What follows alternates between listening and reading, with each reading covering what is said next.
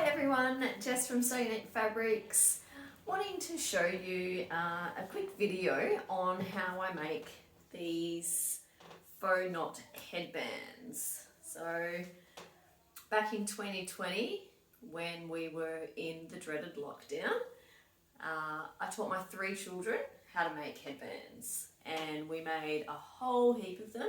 We sold them to family and friends, and with the money they bought themselves a pair of rollerblades. Being in lockdown, we weren't able to go to the local rollerdrome, so they got their pair of rollerblades and they became very, very good at rollerblading up and down my hallways in my house.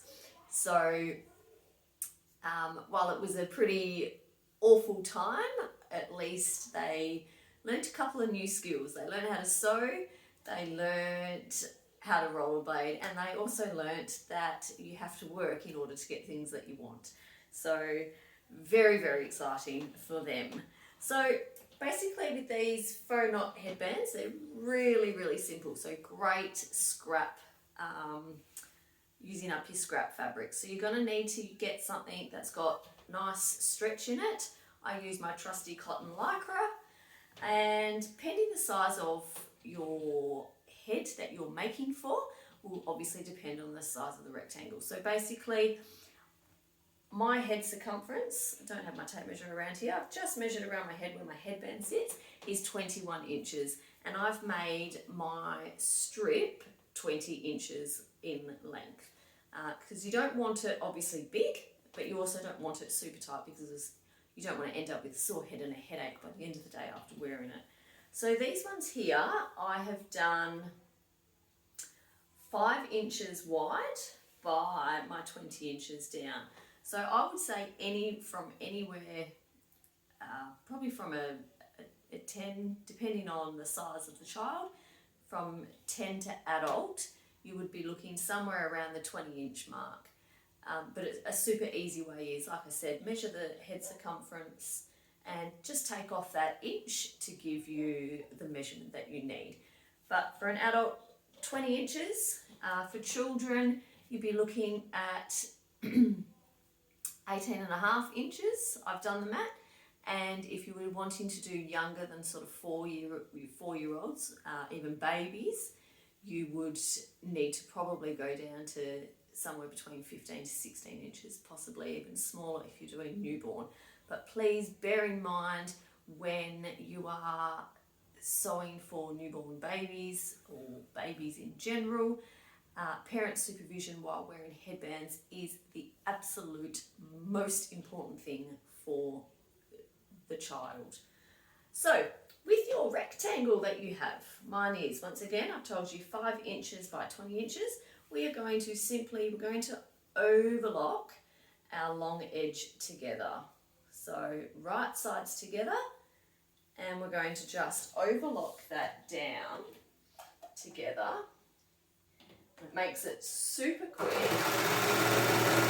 Now bear in mind, if you don't have an overlocker, you can very well use your sewing machine for this whole project. So it is certainly not necessary to have an overlocker. You can use your sewing machine. If you are using your sewing machine, 1/4 inch seam allowance. Also, if you are making headbands for children, you can make them narrower. I have my snips here, so I'm just going to use my big scissors.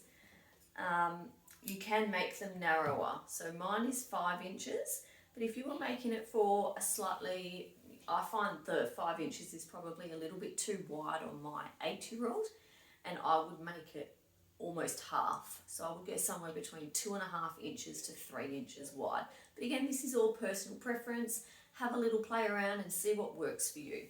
So we've overlocked our long edge together. Now we're just going to pull it right side out. Super, super easy. Okay. Now, once you've got it right side out, you've got your seam. Your seam needs to be down the middle. So you want to make sure that your seam is in the middle. And I just put a clip on one end and then I clip the next end, like so. The next part, super easy. The seam is obviously your wrong side, which is going to be the part that touches your head and the part that we don't want to see. So we're going to put our right sides together. When we're doing right sides together, we're going to match the edge to the center, like so. Okay, so this edge here, this is my closest to me, and I'm going to place it into the middle there. So this edge here matches my middle. Then all I'm going to do is I'm going to wrap this edge here around the back, and then I'm going to wrap this edge here around the front.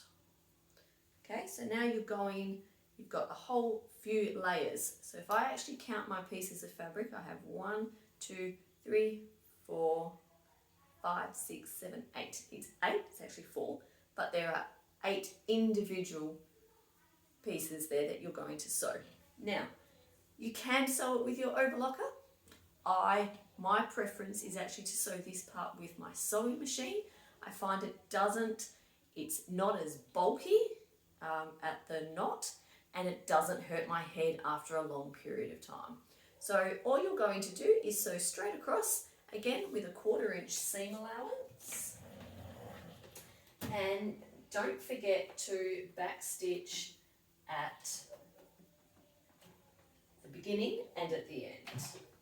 So, and I actually increase my stitch length to 2.8 on my sewing machine for this.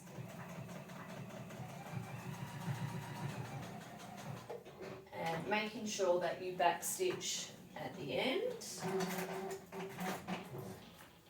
And trimming your threads. Now, you've got this quite a bulky bit here because you've got your seam allowance. I also like to trim that down to about 1/8 of an inch to make it not so bulky again. And again, you can choose to use pinking shears if you need to. I just do a straight snip with my scissors. Turn it in the right way and got it all tangled today. Voila, there is, sorry, not very straight there. There we go. There is your knot headband. So I look forward to seeing all of your beautiful headbands. Come and show them off to me, in the So Neat Fabrics group. Hope you enjoyed it. Super quick, great little Christmas ideas, great ideas to pop into advent calendars for your children's or friends that you might know. And I hope you love them and have fun. Happy sewing. Bye.